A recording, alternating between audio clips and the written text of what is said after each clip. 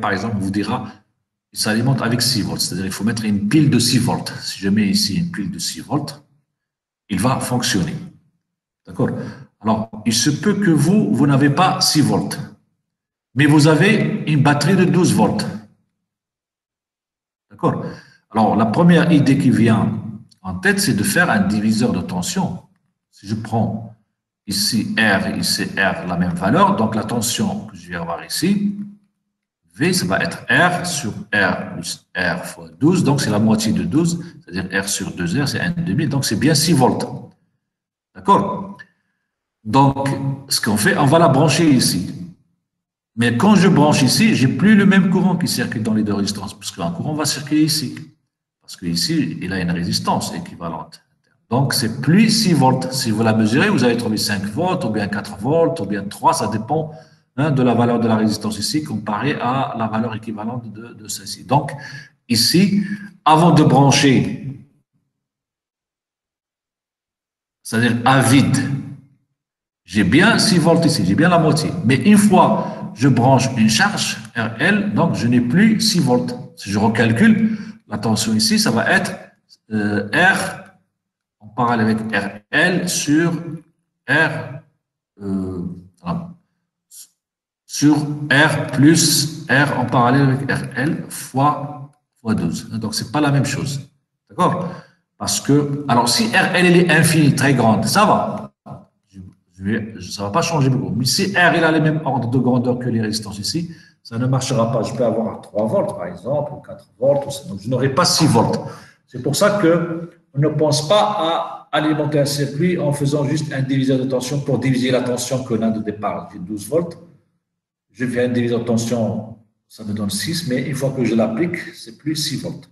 D'accord? Parce que la tension à vide, hein, si vous prenez n'importe quel générateur, il fournit une tension de E. Alors, en général, le générateur, il a une résistance interne, petit r.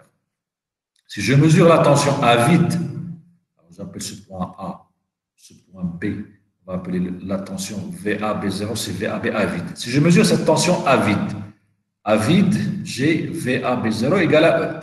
Pourquoi? Parce que c'est égal à E plus la tension ici, comme I égale 0, donc R fois I égale 0, donc la tension ici c'est 0, donc j'ai VAB0 égale E. Mais si je branche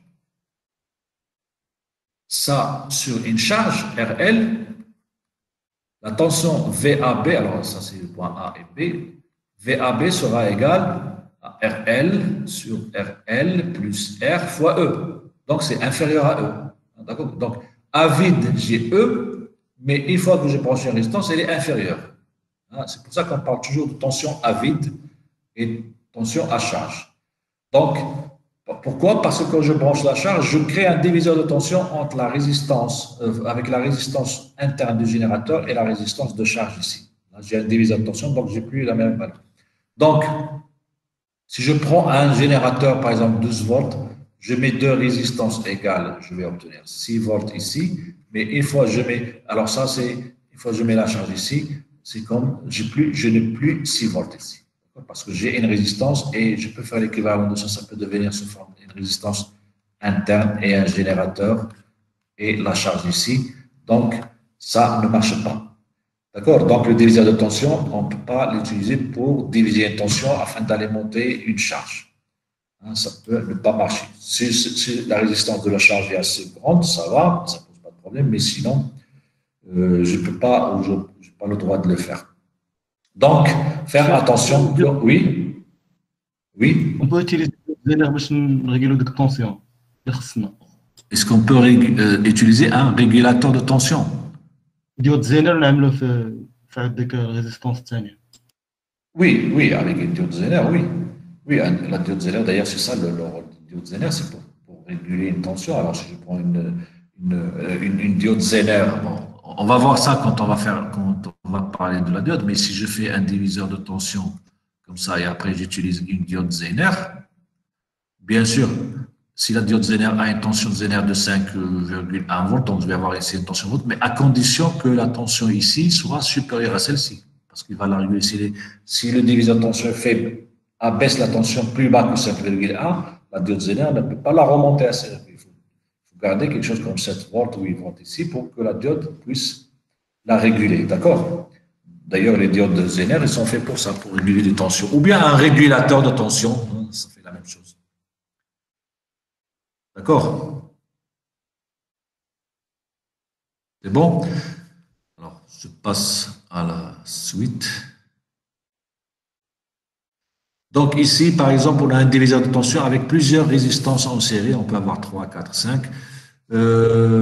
Pour faire l'analyse, il faut aussi un courant avec un sens. Alors, donc ici, ça dépend, par exemple, si on me demande la tension au moment de la résistance de 20, la tension ici V, donc c'est bien, ou bien V, je peux l'appeler V. Je peux appeler celle-ci V1, celle-ci V2 et celle-ci V3. Donc ici, les 15 volts se divisent en V1 plus V2 plus V3. Donc V2 ici, je peux dire que V2, tout simplement, c'est 20 divisé par la somme des résistances, donc sur 10 plus 20 plus 50, c'est-à-dire 80 multiplié par 15.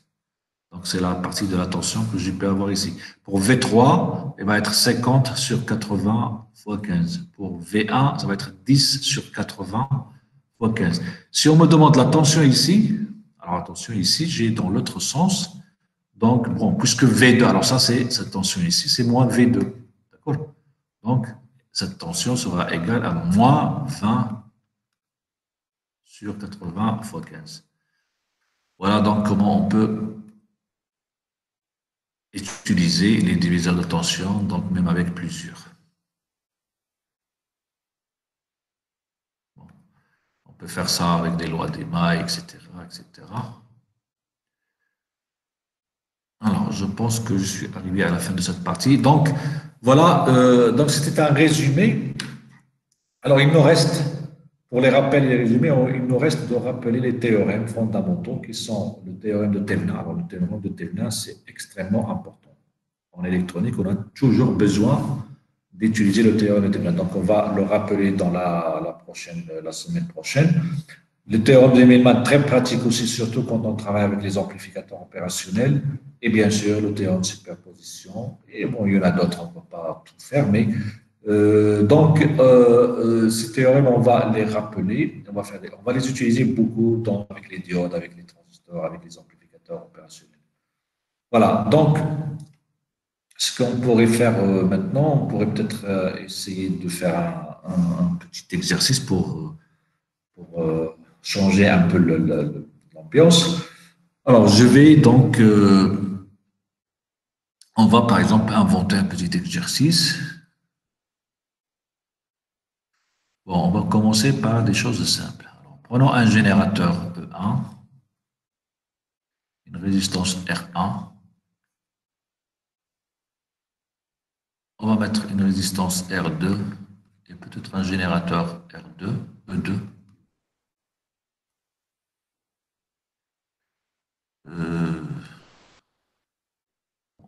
On va mettre une résistance R3.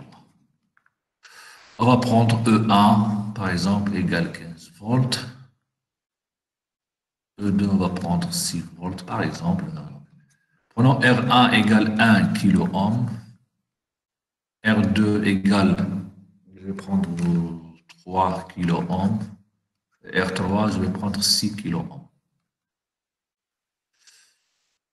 Calculons par exemple le courant I3.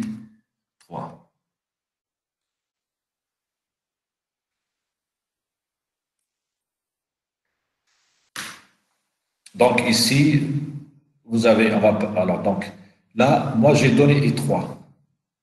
Mais vous aurez bien sûr un autre courant ici. Alors vous allez l'appeler IA. Vous pouvez prendre un courant ici. Alors ça dépend. Si vous le choisissez dans ce sens, vous allez l'appeler I2. Vous pouvez le choisir dans. Vous êtes libre parce que je n'ai pas donné I2. Mais si vous les utilisez, il faut les mettre sur le schéma pour savoir par exemple est-ce que vous avez pris I2 montant ou descendant. Donc, chacun comment il va le faire.